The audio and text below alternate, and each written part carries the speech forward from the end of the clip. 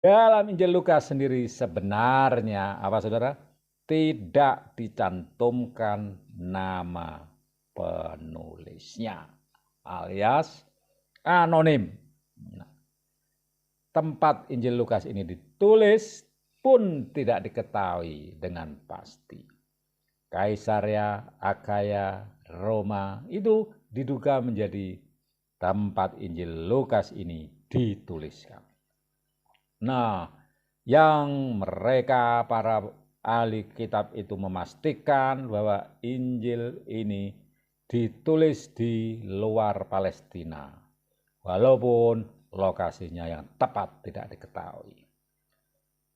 Anggapan-anggapan bermunculan tentang pasal 21 ayat 24 yang menandakan bahwa Lukas mengingat kembali pada peristiwa hancurnya Yerusalem. Ya, ibu kota Yehuda, kota Yerusalem. Sehingga muncullah pendapat bahwa Lukas penginjil ini menulis dengan sudut pandang atau perspektif sebagai orang Kristen generasi ketiga. Nah, dengan demikian diperkirakan penulisan Injil Lukas ini pada tahun 80 sampai 85 Masehi. Sekitar itu. Adapun kemudian peristiwa terakhir yang dicatat dalam Kisah Para Rasul adalah masa ketika Rasul Paulus dipenjara untuk yang pertama kali. Di sini pun tak ada disebutkan tentang kematian Paulus yang terjadi tahun 64 sampai 67 Masehi, sekitar itu. Maupun kejatuhan Yerusalem pada tahun 70 Masehi. Nah, oleh karena itu kitab ini lebih tepat diperkirakan ditulis paling lambat tahun 62 Masehi. Dengan tujuan apa ditulis ini?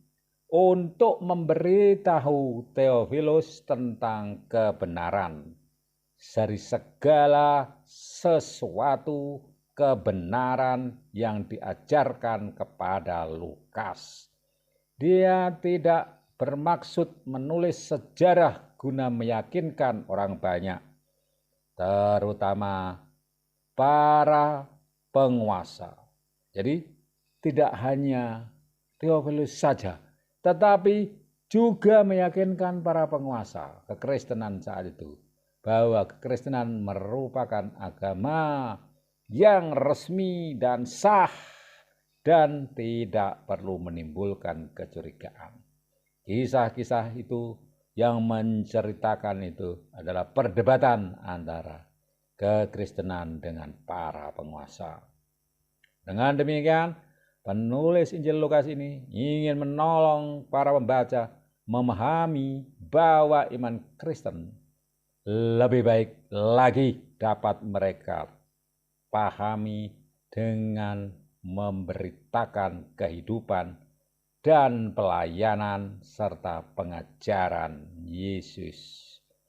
Nah, untuk itulah Lukas memberi perhatian khusus kepada bukti-bukti faktual atau fakta-fakta sejarah atau historis ihwal Yesus dengan cara mempelajari dan menggunakan data-data dari laporan orang lain, termasuk Matius,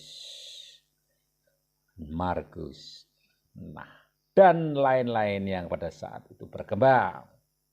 Nah, adapun jemaat yang dilukiskan dalam kitab Lukas ini adalah jemaat yang sedang menghadapi bermacam-macam problem. Di antaranya komunitas dari Lukas ini sedang menderita krisis pengharapan tentang kedatangan Tuhan. Karena Tuhan sudah naik ke surga dan mereka tidak punya harapan lagi sesuai dengan janji Tuhan. Jangan takut, aku menyertaimu sampai kesudahan. harapan mereka. Tidak ada tentang hal itu. Dan dituliskan di sini tentang harapan itu. Agar mereka punya harapan akan bertemu Tuhannya lagi. Bertemu dengan Yesus yang sudah naik surga. Di antara mereka itu ada yang tetap bertahan dengan harapan tentang datangnya Tuhan. Sedangkan yang lainnya imannya lesu dan terus mempertanyakan kapan Tuhan datang lagi. Dalam kitab Lukas 21 ayat 8-9 dikatakan itu. Dan Injil Lukas sendiri menegaskan hal itu. Tuhan pasti datang dan ada tugas yang diemban yaitu tetap diberitakan Injil ke seluruh dunia. Jadi Tuhan akan datang bila Injil telah diberitakan ke seluruh dunia. Oleh karena itu, fokus dari semua ini bukannya pada kedatangan hari Tuhan atau kedatangan Tuhan pada harinya, melainkan pada pemberitaan Injil. Nah, saat itu pun banyak orang kaya yang menjadi Kristen lalu menimbulkan masalah. Mereka punya watak sangat mementingkan diri sendiri dan tamak serta kikir serta mengabaikan keadaan orang miskin. Oleh karena sifat-sifat buruk itu, posisi mereka berbahaya dan dapat dengan mudah jatuh imannya. Adapun persoalan yang berikutnya adalah hubungan antara gereja dengan negara.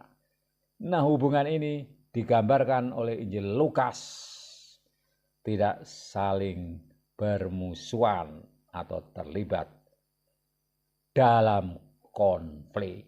Nah, saudara-saudara, di sini kita mulai dengan yang pertama tadi, bahwa yang penting adalah pekabaran tentang Injil itu daripada datangnya Tuhan pada hari apa.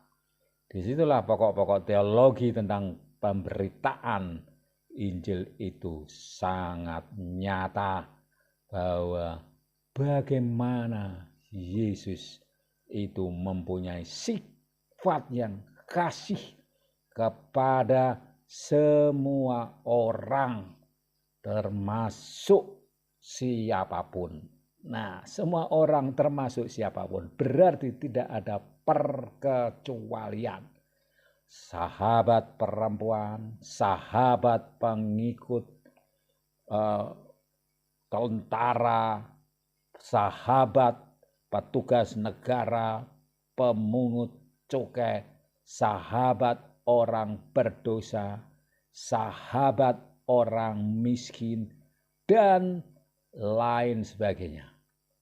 Nah, di sini pun diberitakan bahwa Injil Lukas memberitakan Yesus itu bukan cuma kepada orang Yahudi, tetapi juga kepada orang-orang yang bukan Yahudi, yang sering dianggap sebagai orang kafir dan berdosa.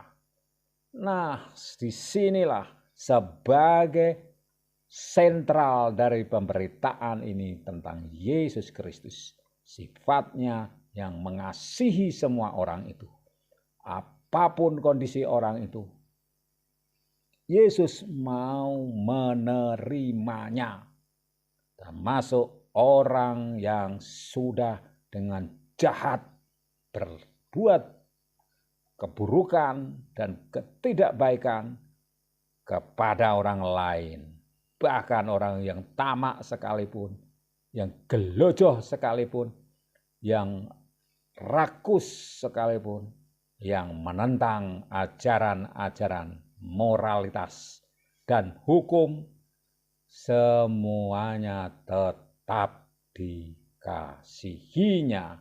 Maka di sini muncullah perumpamaan tentang anak yang hilang, di mana sesungguhnya anak yang hilang itulah simbol dari orang-orang yang sudah melakukan kejahatan dan terutama adalah meninggalkan Tuhan yang semula dikasihi dengan segenap jiwa dan hatinya.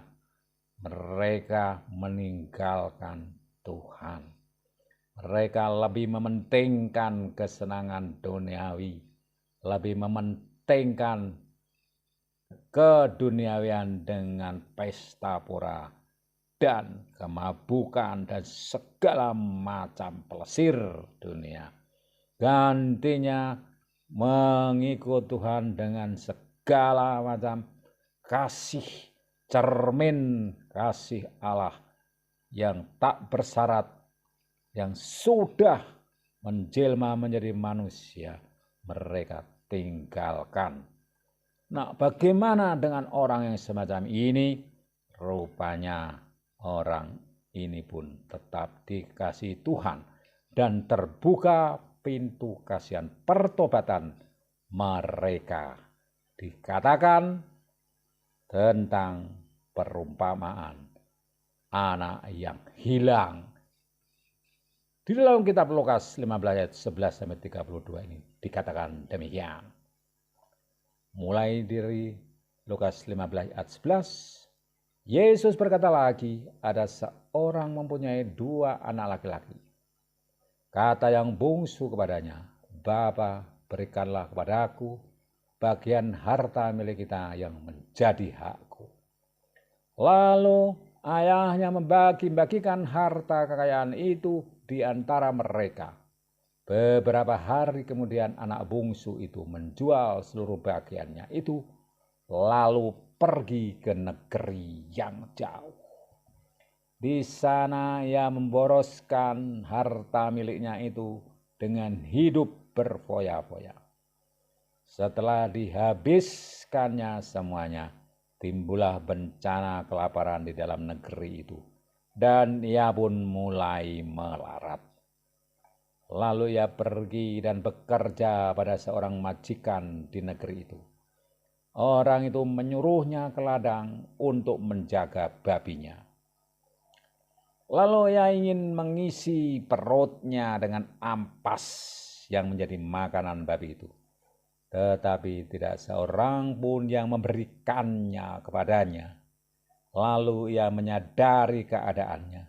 Katanya, betapa banyaknya orang upahan Bapakku yang berlimpah-limpah makanannya, tetapi aku di sini mati kelaparan. Aku akan bangkit dan pergi kepada Bapakku dan berkata kepadanya, Bapa, aku telah berdosa terhadap surga dan terhadap Bapa. Aku tidak layak lagi disebutkan anak Bapa. Jadikanlah aku sebagai salah seorang upahan Bapa. Maka bangkitlah ia dan pergi kepada bapaknya. Ketika ia masih jauh, ayahnya telah melihatnya. Lalu tergeraklah hatinya oleh belas kasihan.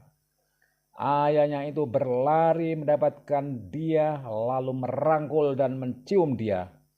Kata anak itu kepadanya, Bapa, aku telah berdosa terhadap surga dan terhadap Bapa.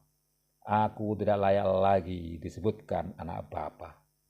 Tetapi ayah itu berkata kepada hamba-hambanya, lekaslah bawa kemari jubah yang terbaik, pakaikanlah itu kepadanya, dan kenakanlah cincin pada jarinya, dan sepatu pada kakinya. Dan ambillah anak lembu tambun itu, sembelihlah dia, dan marilah kita makan dan bersuka cita. Sebab anakku ini telah mati dan menjadi hidup kembali. Ia telah hilang dan didapat kembali. Maka mulailah mereka bersukaria. Tetapi anak yang sulung berada di ladang, dan ketika ia pulang dan dekat ke rumah, ia mendengar bunyi seruling dan nyanyian, tarian-tarian. Lalu ia memanggil salah seorang hamba dan bertanya kepadanya, apa arti semuanya itu? Jawab hamba itu, adikmu telah kembali dan ayahmu telah menyembelih anak lembu tambun, karena ia mendapatnya kembali dengan sehat. Tetapi ia menjawab ayahnya, katanya, telah bertahun-tahun aku melayani Bapa dan belum pernah aku melanggar perintah Bapa. Tetapi kepadaku belum pernah Bapa memberikan seekor anak kambing untuk bersukacita dengan sahabat-sahabatku. Tetapi baru saja datang anak Bapa yang telah memboroskan harta kekayaan Bapa bersama dengan pelacur-pelacur. Maka Bapa menyembelih anak lembu tambun itu untuk dia. Kata ayahnya kepadanya, anakku, engkau selalu bersama-sama dengan aku, dan segala kepunyaanku adalah kepunyaanmu. Kita patut bersukacita dan bergembira, karena adikmu telah mati dan menjadi hidup kembali. Ia telah hilang dan didapat kembali. Saudara, banyak sekali pemahaman tentang hal ini dan diulang terus-menerus, karena perumpamaan Tuhan Yesus ini sangat terkenal dan mudah dipahami. Bagaimana kasih Tuhan Allah kepada umat manusia yang tanpa syarat, siapapun yang mau pulang kepada Bapa, apapun kondisinya, akan diterima dengan penuh kasih dan membuat anak itu menjadi berkenan di hadapan Bapanya, bukan oleh karena anak itu berbuat kebaikan, tetapi justru karena kasih Bapa itu tanpa syarat, dan anak itu hanya membutuhkan satu penyesalan dan pengakuan serta kebutuhan untuk dikasihi, diampuni dosanya, dan dipulihkan. Hanya itu saja yang dapat kita lakukan. Bukan karena anak itu telah berbuat baik, menunjukkan kelebihan-kelebihan sehingga berkenan di hadapan Bapanya, melebihi atau sama seperti kakaknya sulung yang selalu mengikutnya. Cukup datang dan mengaku serta mohon belas kasihan. Penjelasan tentang latar belakang kitab Lukas, bagaimana tentang teologis yang sudah diajarkan di kitab Lukas, dikabarkan tentang pentingnya penginjilan mengenai sifat-sifat Tuhan secara teologis, siapakah Yesus, siapakah Allah, dan sebagainya, cukup menjadi pembahasan kita kali ini dengan sudut perspektif baru terhadap kisah perumpamaan anak yang hilang, dan kita menjadi bahan kita untuk lebih paham dari perspektif lain tentang konteks munculnya kitab ini dengan pekabaran tentang sifat-sifat Tuhan itu. Oleh karena seperti yang diungkapkan di awal tadi, munculnya kitab Lukas adalah untuk memahamkan para orang Kristen, terutama para penguasa, untuk semua orang yang pada saat itu sedang gamang tentang Yesus yang kapan akan datang lagi. Diungkapkan bagaimana yang penting sekarang pemahaman tentang Yesus Kristus itu harus terus dikuatkan dan ditekankan tentang sifatnya yang kasih. Kasih dan terus lakukan itu, bahwa manusia hanya membutuhkan belas kasih Tuhan.